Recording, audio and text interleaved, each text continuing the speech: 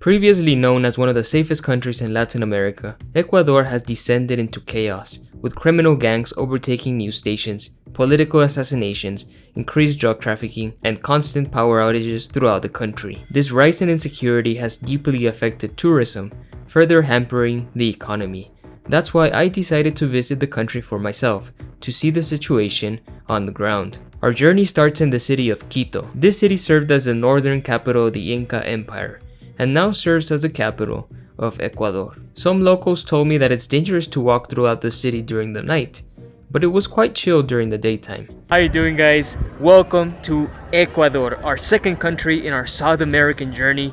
It begins here in the capital of Quito. We're finally here in the most iconic basilica, inaugurated in 1988.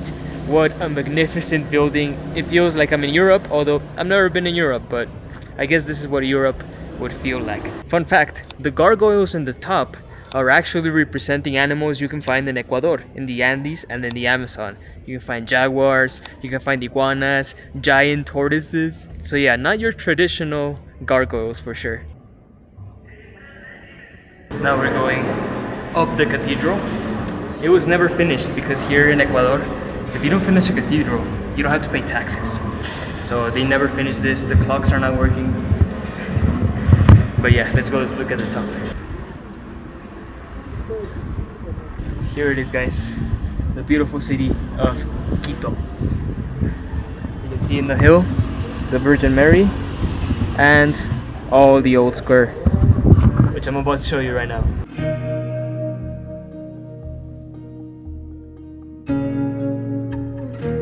And behind me is the presidential palace. As you can see, the walls from the Inca times, back when this was an Inca city, are still here. This is one of the most well-preserved colonial towns in all of Latin America. And if you're lucky, you might even see some of the guards that are still here, and they still dress like back in the 1800s, as if they were dressing for the army, for Simón Bolívar's army. You might see them protecting the president, because right now it's not the best political situation in the country. One more thing you have to do if you're ever in Quito is come to this church, La Compañía de Jesús. It has to be the most beautiful church I've ever seen. It's completely covered in gold, from the walls to the ceilings to the statues, everything. Never seen anything like it.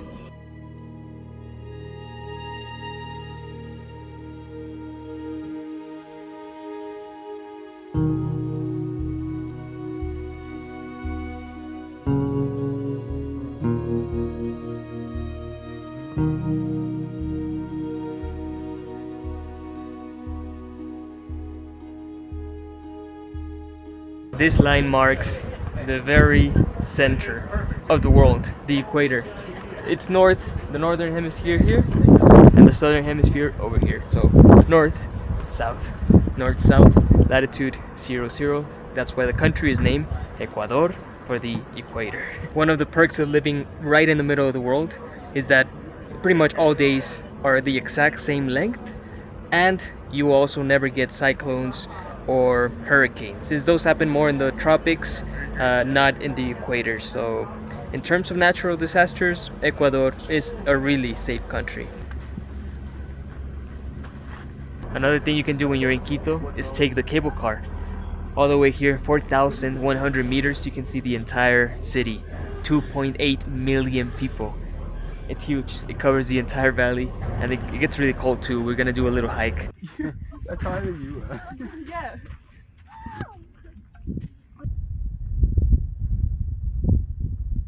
Such an amazing view. It's cold, such high altitude, but this is life in the Andes. The path keeps going for probably 5 hours until it arrives at a páramo, which is a very special habitat only found in certain countries, including in Ecuador. After Quito, I wanted to get away from the city for a bit, so I took a short weekend getaway to a nearby volcano. Good morning, guys. How you doing? Let me show you my view from the hostel. It's incredible.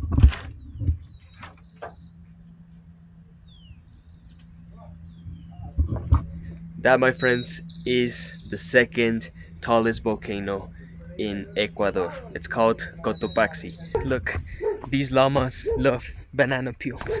Look how they're gonna come up to me.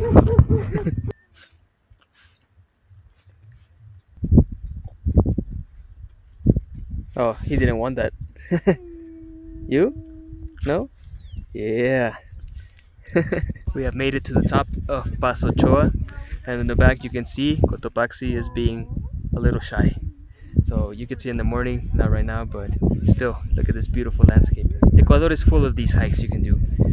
There's so many, and I'll be showing you a few of them, but I would need months to see every mountain and volcano in this country. You can also do some horseback riding here in Cotopaxi National Park. This is the second time I ride a horse. The last time was in the pyramids in Egypt, and that was quite scary, but you shouldn't be scared around horses. They're gonna feel the bad juju.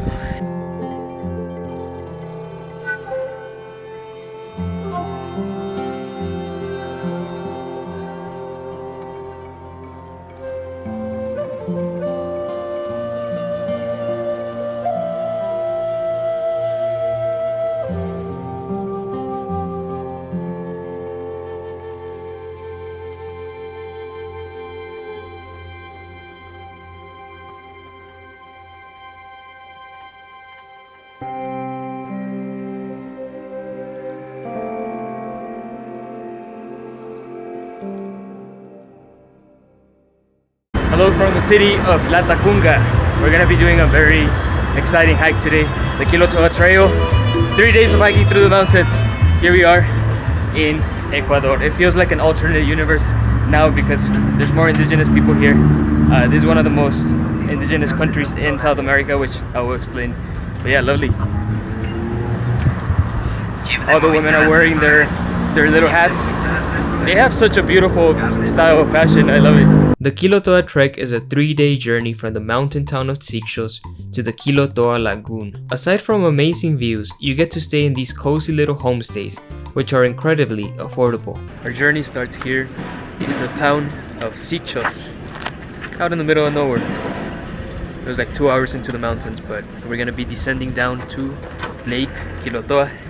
3-day journey through the Andes. Hola.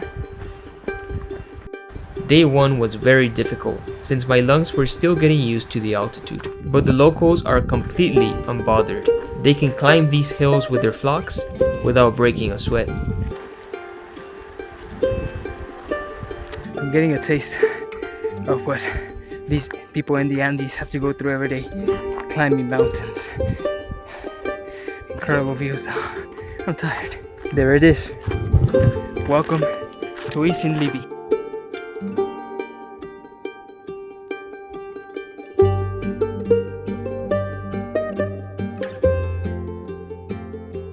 So this is day number 2 of the Quilotoa Trail. I'm with Colleen. Hey. Hey. She's much more used to the hiking because she lived in Denver. So yeah, riding the horses right before doing this trail was not a great idea. My ass still hurts. But we're gonna get through it with some fruit. Look at these views, guys. It's like a little Switzerland. Still, you got your rivers, you got your cows, and you got fresh air. I'm feeling much better today. Yesterday I got a massive headache and I was tired, but today I'm feeling good. It's just a little sore between the legs due to the horses. But yeah, let's do it. We have 4 hours ahead of us.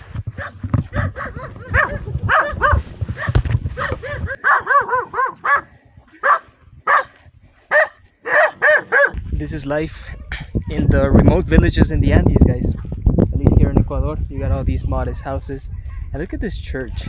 It's so colorful, it almost looks like a toy. This town is called Itualo, and of course it's on the way. It has a little school, some houses, but it probably has no more than 50 people living here, to be honest.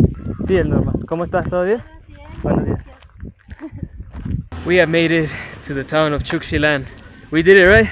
Easy? Woo! A little easy. Yeah. A lot hard. The town is a little bigger than Isin Libi, and by little bigger I mean it has restaurants. Here it is, the sign. Lots of school children. Everyone's super showy. Hola. Hola. Yeah, life goes very different here. The current political crisis has deeply affected tourism in Ecuador, especially in these more isolated regions, which is a shame because here's where you will find the kindest people as well. During the second day, I walked with Colleen, a fellow American. Although she ended up leaving me behind on the third day, she probably got tired of waiting for my slow ass. The final day of the trek. I'm tired, and this is the toughest hike as well. But once we're over those mountains, we'll see the lake. So excited to show you. I was a bit lost without a map, but thankfully, the locals showed me the way. And after 3 grueling hours of climbing, I finally made it to the Quilotoa Lagoon.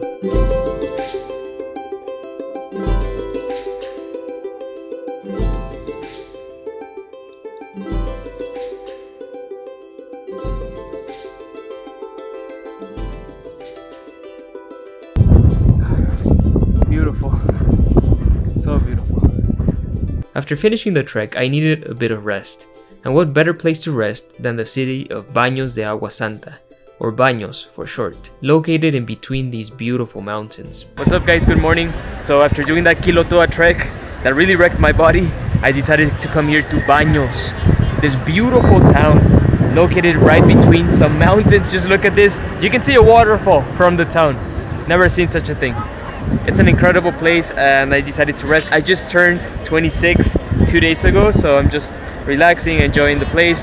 This place seems to have a healthy amount of tourism because in other towns like the Quilotoa Trail, it was pretty much dead in terms of tourism, but here it looks pretty popular and for good reasons. All of this area is very beautiful. You can do extreme sport like river rafting and it's just a nice place to be in. And I'm gonna go show you one of the most popular attractions here called El Pailón del Diablo, but for that we're gonna have to rent a bike.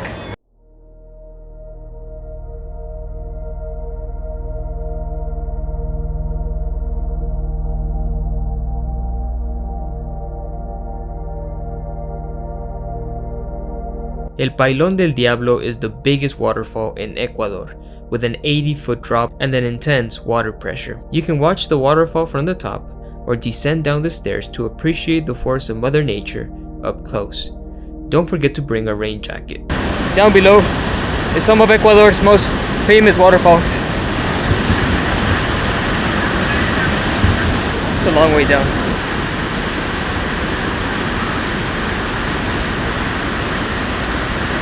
Look at this rainbow. The waterfall is so powerful.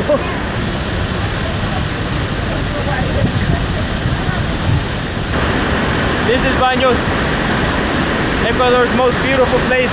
Not all is well in Baños de Agua Santa. This region has a hydroelectric plant which provides energy to the city, but the rivers have been drying up lately, causing Baños to suffer daily power outages.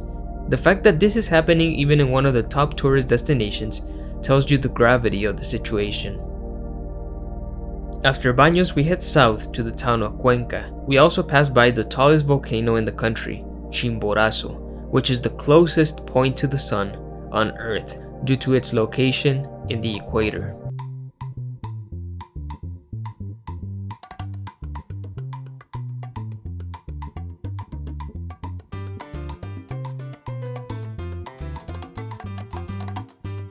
Cuenca is by far one of the most beautiful towns in South America, and also quite safe, at least compared to other big cities like Guayaquil and Quito.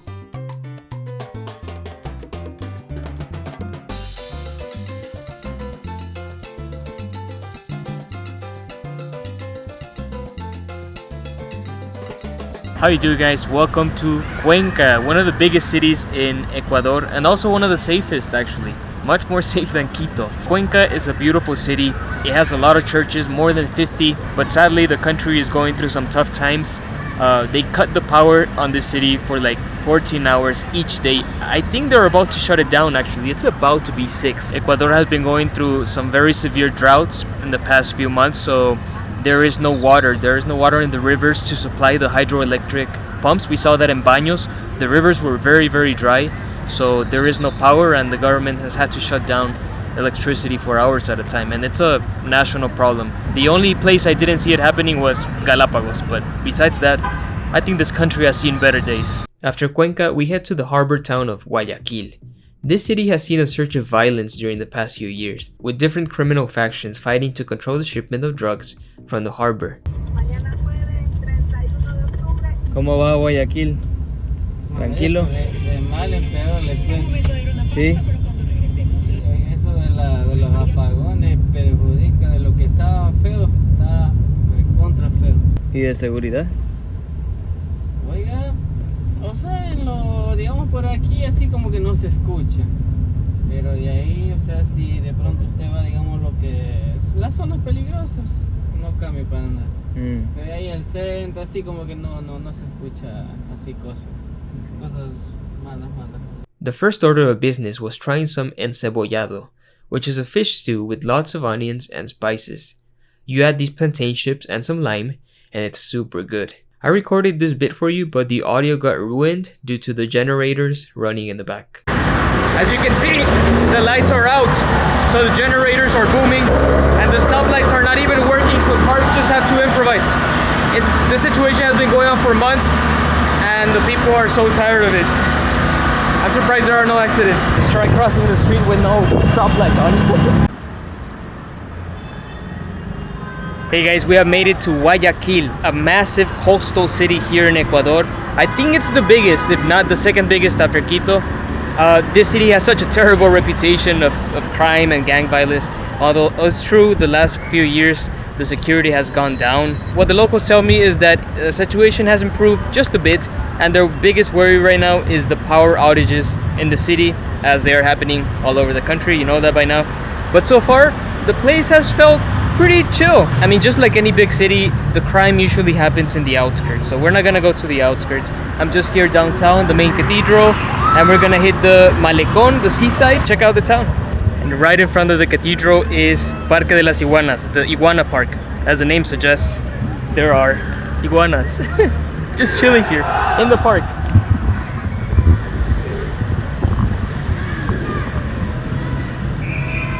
I can't get too close to them. You're not supposed to touch them, but here they are, chilling in the middle of Guayaquil, the biggest city in Ecuador. So this is the boardwalk, the Malecón by the seaside. Guayaquil is such a huge city, and it's composed of several little islands as well, connected by bridges. Here's a Navy boat, and yeah, I mean, the city felt pretty chill. It has its problems, of course, like any big city, but that's why you gotta visit these places instead of just listening to the news.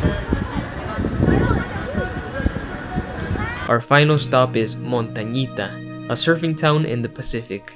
Despite its small size, Ecuador is incredibly diverse. You have the coast, you have the mountains, and even the Amazon rainforest. Montañita was a perfect ending to this wonderful trip. We conclude our Ecuador trip here in this beautiful town of Montañita. The Ecuadorian coast is beautiful. There's a lot of surfing, so it's a great place to surf. Right now it's a bit chilly, but I've been enjoying my time just to relax before we head to Peru. Guys, Ecuador felt super safe, even in Guayaquil. Common sense, take care of your belongings, but it didn't feel unsafe at all. That's my experience. I know everyone has a different experience, but it's only what I could see. The people here are lovely, as they are in Latin America. There's a lot of great things to see, a lot of beautiful nature. If you like hiking, come. The food is good, and yeah, I had such a good time. Please join me for Peru. We're gonna be 2 months in Peru, and we're gonna see what we can find there. As always, thank you for watching, and goodbye from Montañita.